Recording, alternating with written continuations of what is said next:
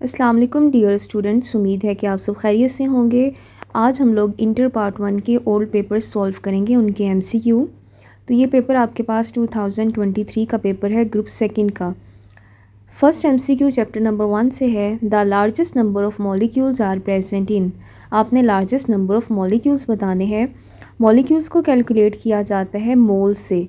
तो सबसे पहले हम लोग मोल्स निकालेंगे। 3.6 ग्राम्स ऑफ वाटर, ये इसका करेक्ट आंसर है क्योंकि इसके मोल्स का आंसर आपके पास लार्जेस्ट आता है। मोल्स कैसे निकाले जाते हैं? गिवन मैस को डिवाइड किया जाता है मोलर मैस पे। तो वाटर के केस में आपके पास मैक्सिमम नंबर ऑफ़ मोल्स आते हैं, तो इसी केस में मॉलिक्यूल्स की तादाद भी ज़्यादा है। सेकंड आपके पास एमसीक्यू है आइसोटोप्स डिफर इन। ये भी चैप्टर नंबर 1 का एमसीक्यू है आपके पास।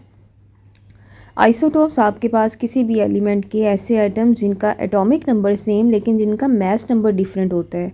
तो आइसोटोप एक दूसरे से डिफर इसलिए करते हैं क्योंकि उनकी प्रॉपर्टीज़ मास पे डिपेंड करती हैं। तो इसका आंसर भी आंसर नंबर ए है। नेक्स्ट आपके पास एमसीक्यू है the colour of iodine in CCl4 solution is. Iodine का कलर बताना है कार्बन टेट्राक्लोराइड में, तो आपके पास पर्पल कलर होता है और ये एमसीक्यू चैप्टर नंबर 2 में से है। नेक्स्ट आपके पास एमसीक्यू है the deviation of a gas from ideal behaviour is maximum at. Ideal behaviour बोला जाता है कि अगर गैस के दरमियान कोई अट्रैक्टिव फोर्सेस ना हो। तो ये आपसे एमसीक्यू पूछा हुआ है कि गैस आइडियल बिहेवियर से डेविएट कब करती है? जब आपके पास उस गैस का टेम्परेचर कम हो और प्रेशर मैक्सिमम हो, क्योंकि इस कंडीशन पे गैस आइडियल से नॉन आइडियल की तरफ शिफ्ट हो रही होती है। तो इसके अकॉर्डिंग हमारे पास एमसीक्यू का आंसर बनेगा A option, -10 and 5 ATM। Next आपके पास एमसीक्यू है चैप्टर 3 से ही है ये एमसीक्यू भी। 5 MCQ the graph between pressure and volume at constant temperature. इस ग्राफ को बोला जाता है आइसोथर्म, सी पार्ट है। नेक्स्ट आपके पास MCQ number 6 chapter number 4 diamond is bad conductor because. Conductivity की दो रीजंस हैं। करंट पास करने के लिए या तो फ्री इलेक्ट्रॉन्स होने चाहिए या आपके पास आइंस जो हैं सॉल्यूशंस की फॉर्म में, फ्यूज फॉर्म में भी मौजूद हों। डायमंड इसलिए बैड कंडक्टर है क्योंकि उसके पास कोई फ्री इलेक्ट्रॉन नहीं है। तो इसका आंसर बनेगा D part. Next MCQ number 7 chapter 4 से है। Which one of the following solid is an example of covalent solid with layer structure. Covalent solid की एग्जांपल बतानी है और लेयर स्ट्रक्चर होना चाहिए। ये सारे आपके पास कोवलेंट सॉलिड हैं, लेकिन लेयर स्ट्रक्चर में आपके पास है ग्रेफाइट, डी पार्ट है। एमसीक्यू नंबर 8 है चैप्टर 5 से। Quantum number value for 2p orbitals. Quantum number values में हमारे पास जो स्टार्ट वाला नंबर होता है वो n को शो करता है, जिसे प्रिंसिपल क्वांटम नंबर बोला जाता है। और p आपके पास है एज़मुथल क्वांटम नंबर को शो करता है। तो p के केस में l की वैल्यू 1 होती है। तो सही ऑप्शन है n = l = 1 के। विच of the following hydrogen halide has the highest percentage of ionic character. ये एमसीक्यू चैप्टर नंबर 6 एक्सरसाइज में से है। हाईएस्ट आयोनिक करैक्टर पूछा हुआ है। आयोनिक करैक्टर डिपेंड करता है इलेक्ट्रॉन नेगेटिविटी डिफरेंस के ऊपर। तो जिनका इलेक्ट्रॉन नेगेटिविटी डिफरेंस ज़्यादा होगा एलिमेंट्स का, उनमें आयोनिक करैक्टर पाया जाएगा। तो सही ऑप्शन है C part, HF। Next MCQ for a given process heat change at a constant pressure and heat change at a constant volume are related to each other. इस MCQ में आपने QP और QV इनका relationship बताना है। ये भी आपके पास एक्सरसाइज का एमसीक्यू है, चैप्टर नंबर 7 में से है। करेक्ट ऑप्शन है C part, QP is greater than QV। Which of the given is not a state function.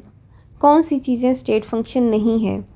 State function बोला जाता है ये किसी भी सिस्टम की मैक्रोस्कोपिक प्रॉपर्टी है जो उसकी इनिशियल एंड फाइनल कंडीशंस पे डिपेंड करती है।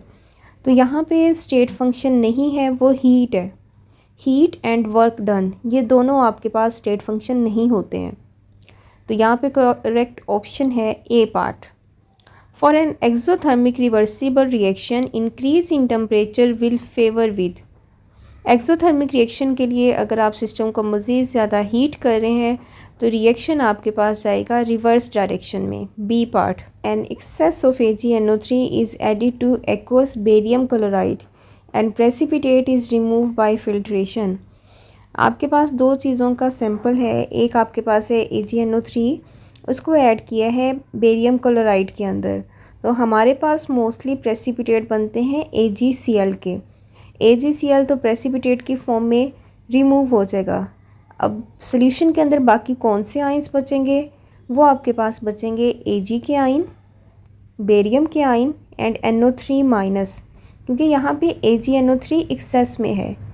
AgCl के साथ भी यूज़ हो रहा है और Ag बाकी भी बचेगा, तो सही ऑप्शन है बी पार्ट। नेक्स्ट है 14 MCQ। A solution of glucose is 10% weight over volume. The volume in which 1 gram mole of its dissolved will be। तो इसका सही पार्ट है B part, 1.8 dm³। Percentage weight over volume के according आप इसे solve करेंगे। Next आपके पास है 15 MCQ। If a salt bridge is not use between two half cell then voltage drops to zero. Exercise MCQ, D part.